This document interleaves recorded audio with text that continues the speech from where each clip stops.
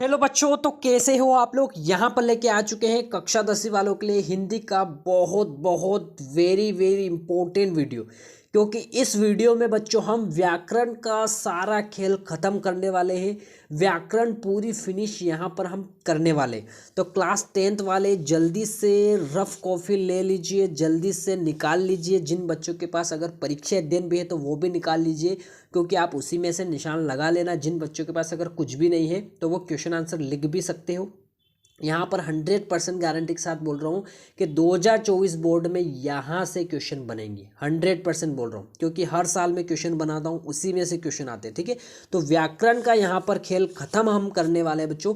बहुत ही मज़ा आने वाला है वीडियो में। देखो, इससे बाहर कुछ भी नहीं जाने वाला है, फिर से बोल रहा हूँ। ठीक है, 2024 बोर्ड का हमारा जो लक्ष्य है वो रहेगा आपका 75 में से 75 लाना हिंदी में। जी हाँ, बहुत ही आसान है। पिछले साल भी हमने जो टारगेट दिया था वही टारगेट बच्चों ने अचीव किया था। बहुत सारे बच्चों 75 में से 75 लेके आए थे, जो क्वेश्चन हमने प्रोवाइड करवाए थे। ठीक है, अगर ये प्रश्न याद है तो हिंदी में टॉप आप करने वाले हो, यहाँ पर गारंटी के साथ बोल रहा हूँ। और हमारा जो टारगेट है वो 90% का टारगेट है। ठीक है, क्योंकि बच्चों के 90% यहाँ पर बनने वाले हैं। ठीक है, तो जो बच्चे बिल्कुल ही चैनल पर नए आए, सब्सक्राइब ज़रूर करना और बेल आइकन ज़रूर प्रेस कर देना, क्योंकि ऐसा ही इंपॉर्टेंट वीडियो हम आपके लिए लाते रहेंगे। तो शुरू करते हैं। जिन बच्चों के पास अगर परीक्षा अध्ययन है 2024 वाले, निकाल लीजिए जल्दी से।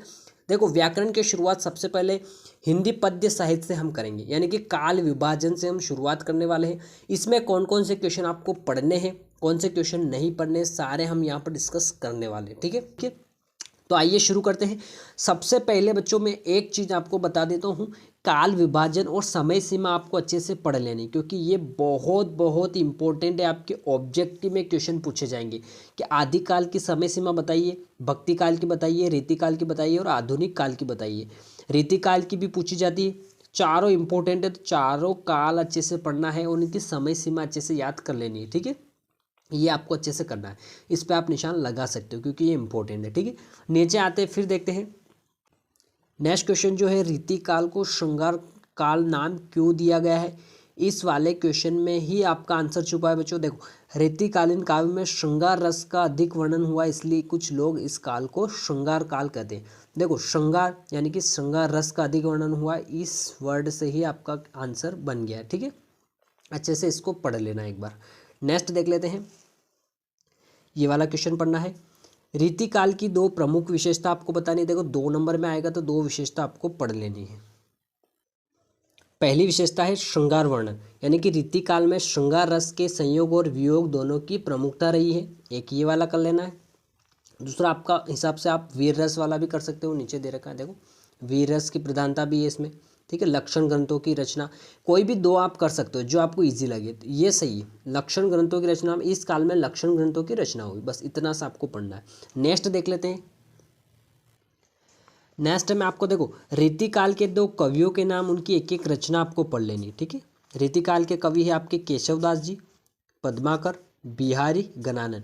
इनकी एक एक रचना आपको पढ़नी है। केशवदास जी की है कवि प्रिया, रामचंद्रिका, पद्माकर गंगा लहरी, जगत विनोद, बिहारी की है बिहारी सस्सई और गणानंद जी की है सुजान सागर और विरह लीला। ये आपको पढ़ लेनी है। ठीक है, नेक्स्ट कुछ इंपॉर्टेंट क्वेश्चन हम देखते हैं, तो नीचे आ जाइए। फिर क्वेश्चन नंबर 9 देख लीजिए, बहुत इंपॉर्टेंट है, 2023 बोर्ड एग्जाम में भी पूछा गया था ये वाला क्वेश्चन।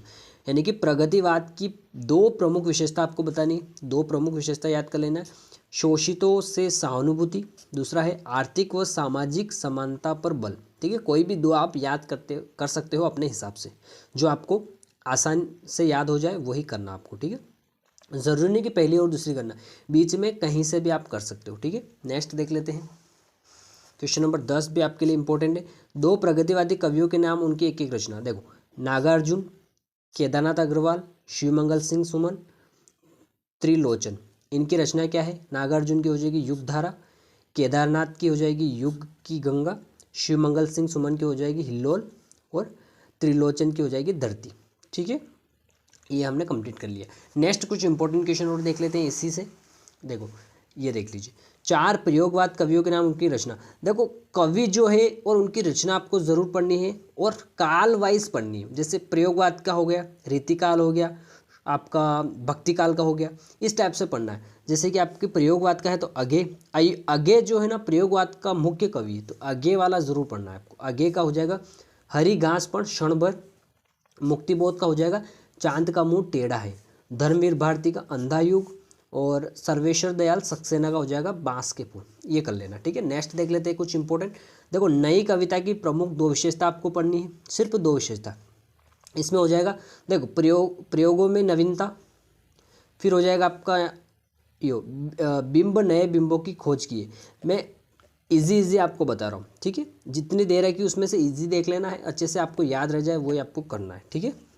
नेक्स्ट देख लेना है नवी कविता के भी कवि और उनकी रचनाएं देख लेना है। तो भवानी प्रसाद मिश्र जी हैं कवि, ठीक है, उनकी रचना है सन्नाटा, गीत फरोश। फिर आपका हो जाएगा कुंवर नारायण का चक्रव्यूह, सामने आमने सामने। दुष्यंत कुमार का हो जाएगा सूर्य का स्वागत, आवाज़ों के घेरे। नरेश मेहता वन फांकी सुनो उत्सव। ये कर लेना है, ठीक है। ये हमारा कंप्लीट हो गया। नेक्स्ट कुछ इंपॉर्टेंट हम देखने वाले हैं। ये हमारा काल विभाजन से कंप्लीट हो चुका है। नेक्स्ट व्याकरण के क्वेश्चन हम देखने वाले हैं। देखो नेक्स्ट में हम गद्य की विधाओं का परिचय पढ़ेंगे। इसमें से कौन से क्वेश्चन इंपॉर्टेंट है, कौन से क्वेश्चन एग्जाम में आने वाले हैं, सारे देखने वाले हैं, ठीक है। तो सबसे पहले आपको पढ़ लेना है गद्य किसे कहते हैं। तो कहाँ तक पढ़ना है, देखो गद्य हमारी स्वाभाविक अभिव्यक्ति है। गद्य से माध्यम से ही हम अपने दैनिक जीवन में सभी कार्यों का संपन्न करते हैं। निजी जीवन पत्र, डायरी आदि साहित्य में कहानी, उपन्यास, निबंध, नाटक, जीवनी आदि लेखन का माध्यम गद्य से ही होता है। आप यहाँ तक भी इसकी परिभाषा बना दोगे ना तो आपको नंबर पूरे 2 नंबर मिल जाएंगे, ठीक है। अब आपको क्वेश्चन पूछा जाएगा कि गद्य के कितने रूप है, गद्य की विधा कौन कौन सी है, तो ये वाला क्वेश्चन पढ़ना है। तो गद्य की विधा कौन सी हो जाएगी, निबंध हो जाएगी, नाटक, एकांकी, उपन्यास, कहानी, जीवनी, आत्मकथा, ये सब गद्य की क्या है, गद्य के रूप है, ठीक है। तो ये अच्छे से पढ़ लेना आप, ठीक है। नेक्स्ट देखते हैं कुछ इंपॉर्टेंट क्वेश्चन। यहाँ पर देखना है निबंध का अर्थ बताते हुए बाबू गुलाब राय के अनुसार निबंध की परिभाषा आपको बतानी है, ठीक है। तो कहाँ तक पढ़ना है देख लीजिए। देखो यहाँ से पढ़ना है निबंध यानी कि शब्द नि प्लस बंध से मिलकर बना है, जिसका अर्थ अच्छी तरह बंधी हुई परिमार्जित प्रौढ़ रचना से है। निबंध अपने आधुनिक रूप में ऐसे यानी कि शब्द का पर्याप्त है, यानी कि इंग्लिश में हम इसे ऐसे भी बोलते हैं। अंग्रेजी में इसका अर्थ है प्रत्येक प्रयोग अथवा परीक्षण। आप यहाँ तक भी पढ़ोगे ना तो आपको आसानी से नंबर मिल जाएंगे, ठीक है। यहाँ तक पढ़ लेना इसको। नेक्स्ट देखते हैं। देखो नेक्स्ट में आ जाएगा आपका बहुत इंपॉर्टेंट क्वेश्चन मैं आपको प्रोवाइड करवाने वाला हूँ। नीचे आ जाइए, ये वाला क्वेश्चन, ये नाटक और एकांकी में 2 अंतर। बच्चों ये क्वेश्चन बहुत इंपॉर्टेंट है। गद्य की विधा से ये वाला क्वेश्चन बहुत इंपॉर्टेंट। ये वाला क्वेश्चन आपको ज़रूर पढ़ना है। देखो नाटक क्या है, नाटक में अनेक अंग होते हैं, ठीक है, क्योंकि जब हम नाटक करते हैं तो उसमें अंग बहुत होते हैं। एकांकी में एक अंग होता है।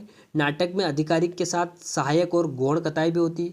एकांकी में एक ही कथा या घटना रहती है, ठीक है। ये वाला ज़रूर करना है इसमें से, ठीक है। बाकी का तो देख लेना है। ये वाला क्वेश्चन तो आपको 100% करना है क्योंकि क्वेश्चन बहुत इंपॉर्टेंट है, ठीक है। नेक्स्ट देख लेते हैं पीछे।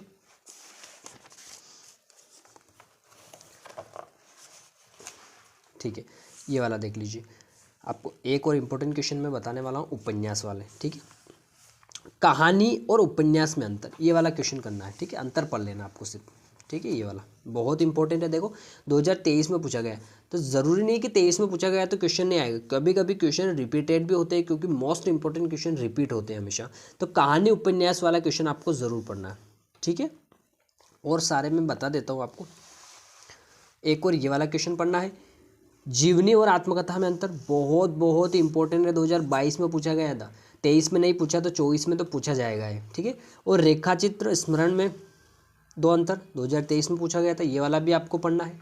देखो अंतर नहीं छोड़ना, अंतर सारे अच्छे से पढ़ लेना है। नेक्स्ट क्वेश्चन देखते हैं, इसमें और क्या बचा है, इसमें यही है। नेक्स्ट कुछ इंपॉर्टेंट और देख लेते हैं व्याकरण के।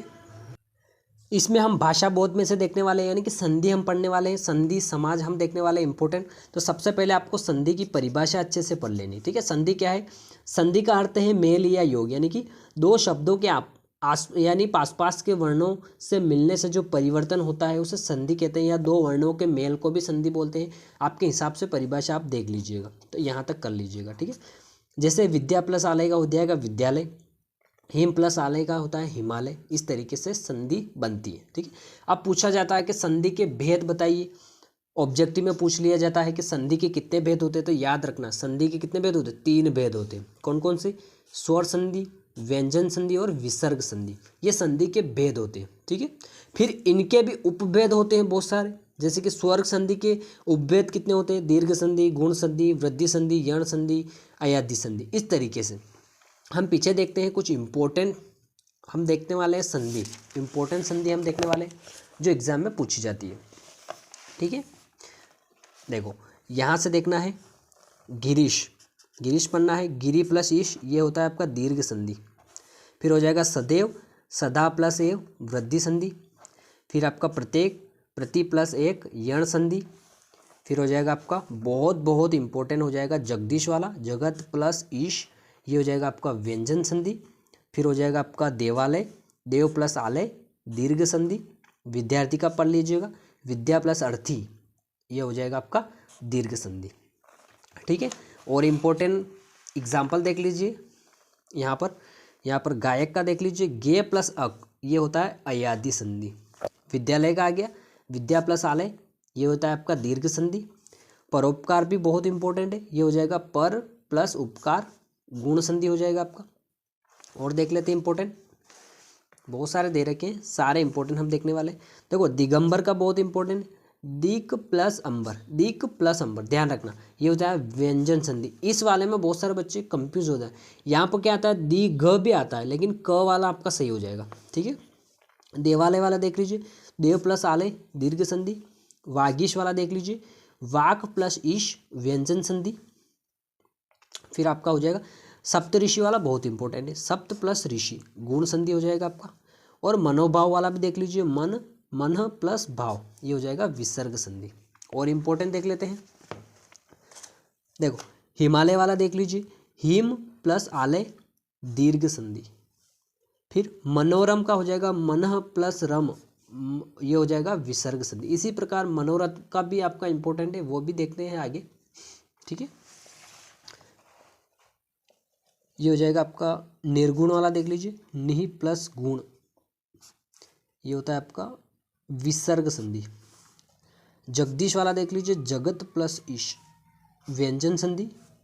परोपकार का देख लीजिए, पर प्लस उपकार गुण संधि। सज्जन का सत प्लस जन व्यंजन संधि। रजनीश का रजनी प्लस ईश दीर्घ स्वर संधि।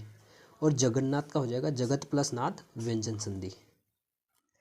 अब समास वाला इंपॉर्टेंट देख लेते हैं, इसमें से कौन कौन से क्वेश्चन बनने वाले हैं। तो सबसे पहले समास की परिभाषा आपको पढ़ना है।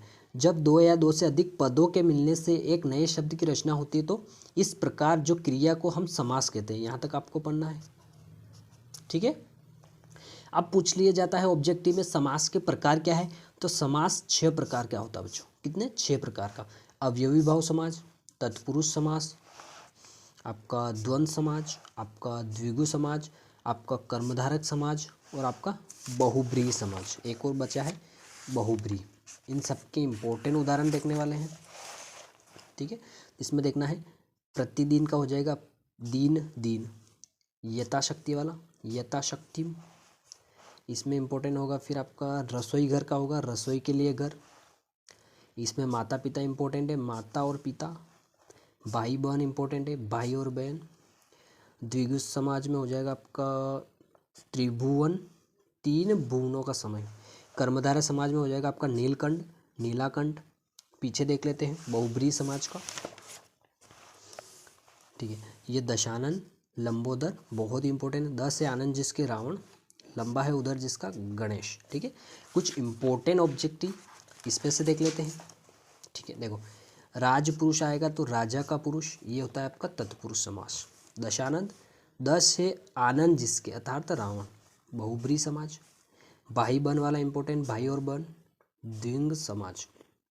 ठीक है, फिर हो जाएगा आपका पंचवटी, 5 वटों का समूह, द्विगु समाज। रातों रात, रात ही रात में, अवयवी भाव समाज। इसमें से भी देख लेते हैं, देखो विद्यालय का हो जाएगा विद्या का आलय, तत्पुरुष समास। फिर हो जाएगा आपका नीलांबर, नीला है वस्त्र, किसका है? ये हो जाएगा विष्णु। ये हो जाएगा कर्मधारय समाज। चतुर्भुज, 4 भुजाएं वाले विष्णु भी है, बहुब्रीहि समाज। ठीक है, और इम्पोर्टेंट उदाहरण प्रतिदिन वाला देख लीजिएगा, प्रत्येक दिन, अव्ययीभाव समाज। लाभ हानि, लाभ और हानि, द्वंद्व समाज। राजपुत्र, राजा का पुत्र, तत्पुरुष समास। ठीक है, ये वाले इंपॉर्टेंट है। और एक और मोस्ट इंपॉर्टेंट जो आता है, संधि और समाज में अंतर आपको पढ़ना है। ठीक है, 2022 बोर्ड में पूछा गया, तो ये वाला क्वेश्चन बिल्कुल भी नहीं छोड़ना है आपको। ठीक है, नेक्स्ट क्वेश्चन देख लेते हैं।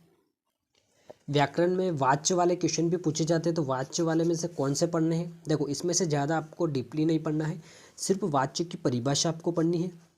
ठीक है, और वाच्य कितने प्रकार के होते हैं वो आपको याद रख लेना। तो वाच्य कितने प्रकार के होते हैं? 3 प्रकार के, कृतवाच्य, कर्मवाच्य, भाववाच्य। बस इतना सा याद रख लेना इसमें तो।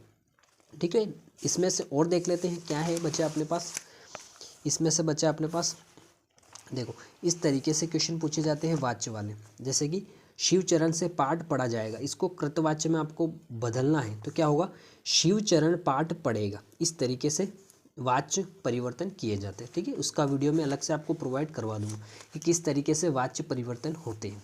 ठीक है, अब क्रिया के भेद में से कुछ क्वेश्चन बनते हैं, तो क्रिया के भेद में आपको क्या पढ़ना है? क्रिया की परिभाषा पढ़ लेनी अच्छे से, और क्रिया के भेद आपको पढ़ने, बस ये दोनों क्वेश्चन आपको अच्छे से पढ़ने।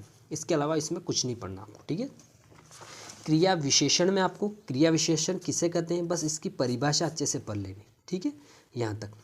इसके अलावा इसमें कुछ नहीं पढ़ना है। और इसमें क्या बचा है?